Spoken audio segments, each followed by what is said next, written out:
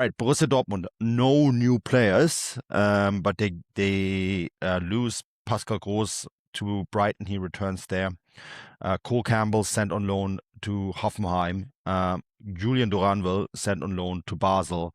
And Aaron Anselmino recalled by Chelsea, and I think since been moved on to Strasbourg, which Dortmund were really quite upset about the fact that there was a recall clause in there, which if you are worried about the recall clause, don't put that in there.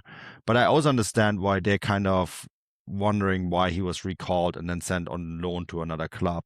And that's just how it goes.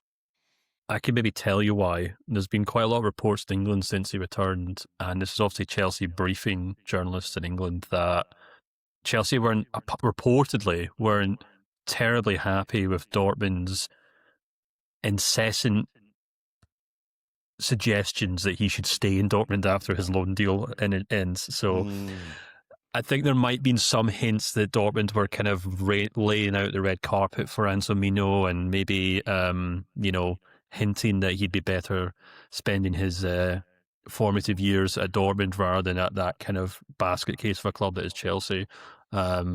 And maybe Chelsea caught wind of that and weren't too happy with it, because when it first happened, you can kind of understand that, okay, Chelsea are desperately trying to sign centre-backs in the window.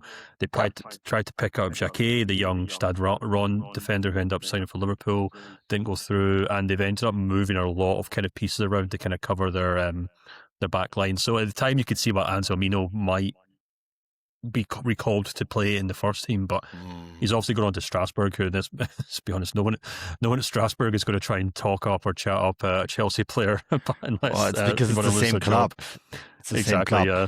So they basically just said, no, you're coming home, you're having so much fun in Dortmund, don't get any ideas. Now you're off to France on some sort of like gardening leave suspension. Think about your actions, almost like almost like disciplinating the poor young man and saying, go think about your actions in France.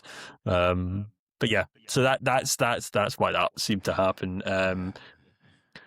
Only thing I think really worth noting here, Pascal Groß leaving was an interesting one at the start of the month, because I did kind of think that it was a position that Dortmund actually had to strengthen rather than lose players in.